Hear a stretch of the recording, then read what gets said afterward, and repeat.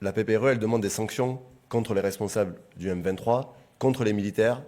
qui sont à la tête de l'armée rwandaise et contre le gouvernement rwandais. Ça passe par le gel des avoirs, la saisie de leurs biens. Ça passe aussi par une interdiction de circulation au sein de l'espace de l'Union européenne tant qu'il n'y a pas de cessez-le-feu. Et c'est absolument hallucinant qu'on puisse avoir à Paris, aujourd'hui, une société de conseil minier qui soit immatriculée, qui ait son siège dans les beaux quartiers, qui soit dirigée par un des porte-parole du M23, sans que la France ne trouve rien à redire. Cette société doit être fermée, ses biens doivent être saisis. Il faut immédiatement que la France s'engage pour que nous ne puissions plus avoir des criminels de guerre qui puissent immatriculer leur société de manière absolument libre en France.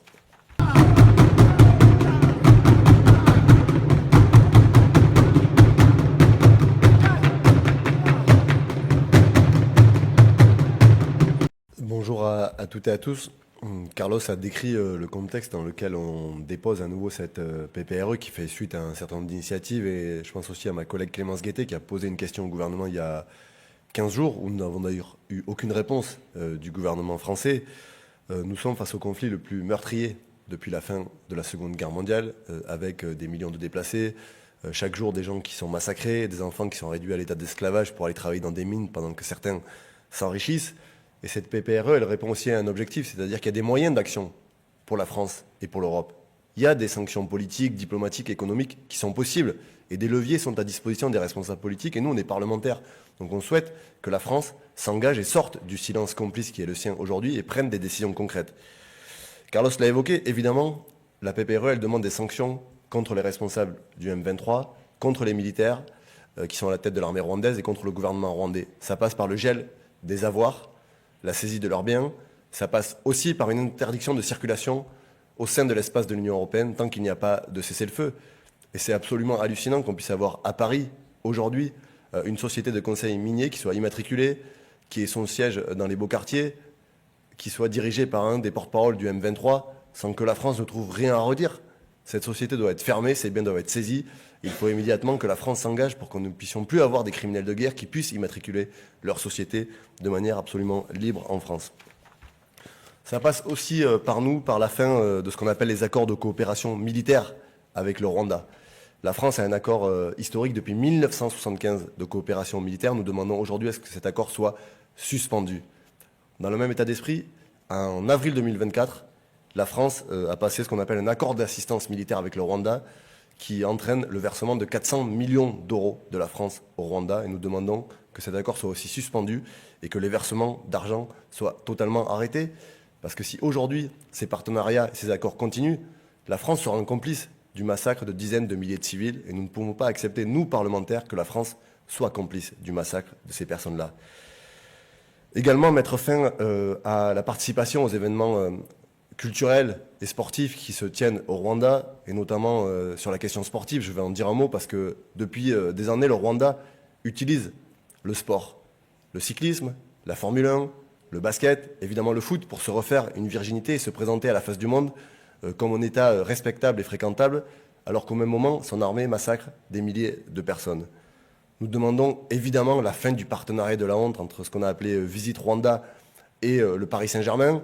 qui rapporte chaque année 15 millions d'euros au Paris Saint-Germain, mais 15 millions d'euros qui sont tachés de sang et qui permettent au Rwanda chaque semaine de s'afficher sur des millions de télévisions à travers le monde. Ce partenariat, il est aussi passé avec Arsenal et le Bayern de Munich en Europe. Et nous appelons à une grande mobilisation le 6 avril prochain, dimanche, à 14 h, devant le Parc des Princes, pour mettre le Paris Saint-Germain face à ses responsabilités, pour demander la suspension de ce partenariat. Je disais le cyclisme parce que dans les prochains mois, la Fédération internationale de cyclisme a décidé d'attribuer les championnats du monde de cyclisme au Rwanda, et ils vont se dérouler du 21 au 28 septembre prochain à Kigali. Nous demandons à ce que la France et la délégation française ne participent pas à ces championnats du monde de cyclisme pour ne pas être complices de ce que fait aujourd'hui l'armée rwandaise. Et nous demandons d'ailleurs que la Fédération française de cyclisme mette la pression à la Fédération internationale pour faire en sorte que ces championnats du monde de cyclisme n'aient pas lieu au Rwanda mais soient déplacés ailleurs. Et j'ai appris aussi que le Rwanda avait candidaté pour accueillir un grand prix de Formule 1 dans les prochaines années. Et là aussi, nous serons très vigilants pour que le sport ne serve pas d'opération de blanchiment à des gouvernements qui se livrent à des atrocités. Évidemment, la condamnation très claire de l'exploitation des ressources naturelles dans l'Est de la RDC. Carlos l'a dit, cette guerre, elle a un objectif, piller les ressources naturelles de la République démocratique du Congo qui sont extrêmement riches et qui aujourd'hui servent à financer une armée criminelle et quelques dirigeants rwandais qui s'en mettent plein les poches.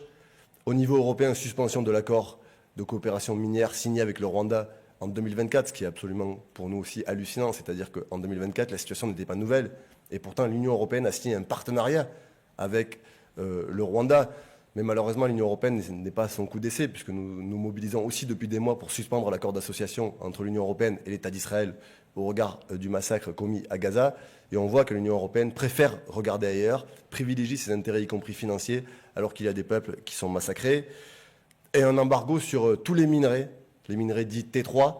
qui sont aujourd'hui des minerais de guerre. Je pense au coltan, à l'étain, au tungstène et au cobalt, qui sont aujourd'hui, pour la plupart, extraits en RDC, acheminés au Rwanda et après exportés. Pour donner un exemple et illustrer ce qui se passe, 90% des volumes de coltan qui sont aujourd'hui exportés par le Rwanda proviennent de la RDC. Et des multinationales européennes et françaises sont complices, puisque Total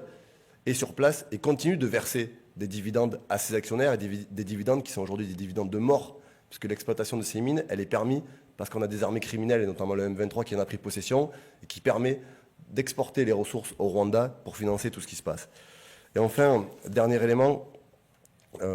suspension de tous les accords économiques avec le Rwanda, et c'est pour nous quelque chose de très important, parce que l'économie rwandaise, elle est très dépendante des aides et des partenariats extérieurs. Un tiers du budget rwandais dépend aujourd'hui d'aides ou de prêts étrangers. Donc la question du levier économique et des sanctions économiques pour faire plier un gouvernement et faire cesser ce qui est en train de se passer, elle doit être à l'ordre du jour. Et je terminerai en disant que cette proposition, elle s'inscrit dans ce que nous